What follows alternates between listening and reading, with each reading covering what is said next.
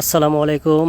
আশা করি সবাই আল্লাহর রহমতে ভালোই আছেন। তো আমরাও ভালো আছি বরাবরের মতন। আজকেও চলে আসলাম একটা রান্নার রেসিপি নিয়ে। মূলত আজকে রান্না করবো একটা হাঁস।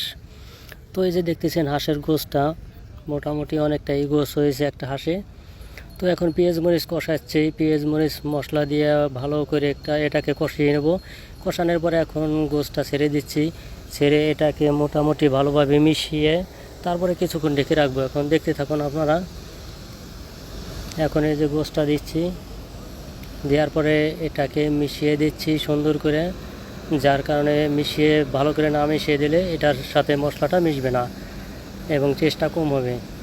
তো এখন দেওয়া শেষ পুরোটাই, এখন মিশিয়ে দিচ্ছি।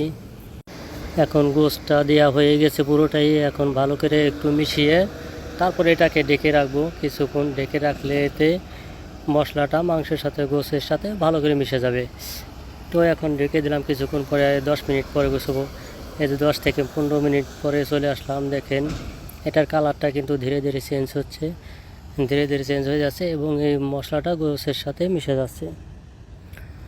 তো এখন ভালো করে আর একটু লাড়াচাড়া দিয়ে মিশিয়ে তারপরে এটাকে আবার একটু ঢেকে দেব। তারপরে মোটামুটি 20 মিনিটের পর আবার এটাকে উঠাবো ঢাকনা। তো অল্প কিছু পানি দিলাম, অল্প কিছু পানি দিয়ে এটাকে সেদ্ধ করলাম। মোটামুটি হাঁসটা রান্না করতে 40 থেকে 45 মিনিট এটাকে জাল দিতে হয় এবং এটাকে কিছুটা পানি দিয়ে ঢেকে রাখলাম। মোটামুটি 20 থেকে 30 মিনিট পরে এটাকে ঢাকনাটা উঁচু করবো। এই যে 20-30 মিনিট পরে চলে আসলাম। এখন দেখেন ঢাকনাটা উঁচু করার পরে গোশটা সেদ্ধ হয়ে গেছে পুরোপুরি। এখন এটার কালারটা কিন্তু সম্পূর্ণই চেঞ্জ হয়ে গেছে। দেখতে দেখা যাচ্ছে মানে অনেক সুন্দরই দেখা যাচ্ছে। এবং এর মধ্যে কিছু ধনিয়ার পাতা দিয়ে দিলাম।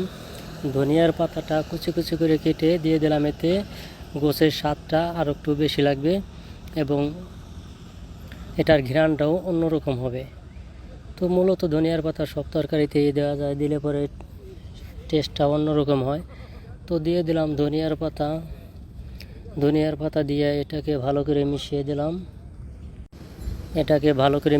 মোটামুটি আমার এটা রান্না করতে প্রায় 1 ঘন্টা সময় লেগেছে, 1 ঘন্টার কাছাকাছি সময় লেগেছে।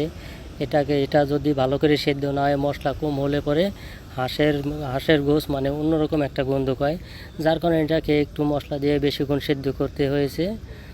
অন্য গোশ হলে এতটা সেদ্ধ করতে হতো না। তো ধন্যবাদ সবাইকে।